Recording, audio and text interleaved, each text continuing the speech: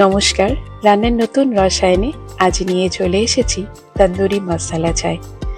সেদিন একটি দোকানে এই চা খেলাম, খেয়ে ঠিক করলাম বাড়িতেই বানাবো। তো ওরা কি সুন্দর বানাচ্ছে, ঠিক একইভাবে আমিও বাড়িতে বানাবো।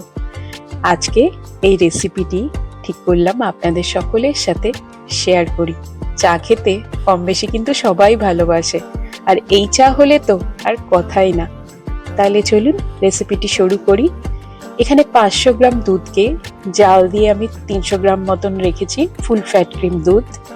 আর নিয়েছি চা এখানে দানাদার চা নেওয়া হয়েছে। আমি নিয়েছি টাটা টি গোল্ড 2 চামচ ভরে। এবার মশলা চায় যেহেতু, তাহলে কিছু মশলা যাবে।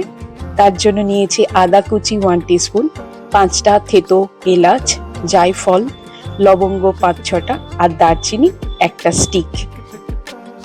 এবার সবার প্রথমে গ্যাস জ্বালিয়ে মাটির পাত্রগুলোকে একদম ভালোভাবে কিন্তু গরম করে নিতে হবে। প্রথমে আগে মাটির ভাঁড়ের ভেতরটা গরম করব, আর মাটির গ্লাসগুলোকেও আমি গরম করতে বসিয়ে দিলাম।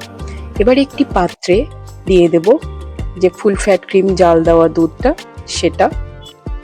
এবার এক এক করে যাবে আদা, লবঙ্গ, তারপরে দেব হচ্ছে দারচিনি, এলাচটা থেতো করে নেওয়া আছে সেই থেতো এলাচ, আর সব শেষে দেব জায়ফল।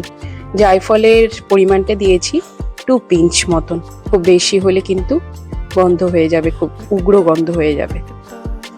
দুধটা মশলা দিয়ে বেশ খানিকক্ষণ ফোটার পর দিয়ে দিচ্ছি এর মধ্যে চাটা দিয়ে এবার শুধু হচ্ছে ফোটার পালা, যাতে রংটা খুব ভালো কিন্তু বেরোয়।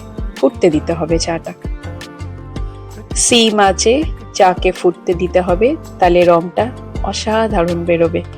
এবার এর মধ্যে দেওয়া হচ্ছে 1.5 টেবিল স্পুন চিনি।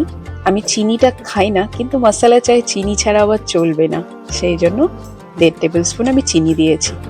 দেখুন ফুটতে ফুটতে কি সুন্দর রং বেরিয়ে গেছে। আজকের রেসিপিটি আপনাদের ভালো লাগছে তো? ভালো লাগলে কমেন্ট করুন। কমেন্টগুলো দেখতে আমার কিন্তু খুব ভালো লাগে।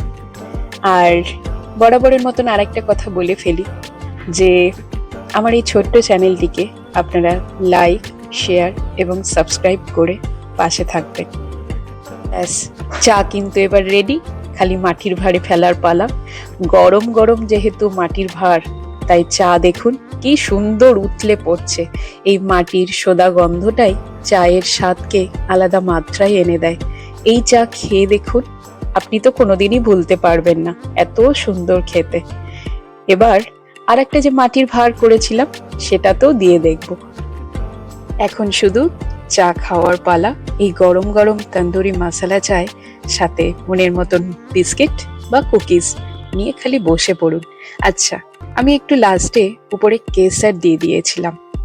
আজকের মতন এখানেই বিদায় নিই। ধন্যবাদ।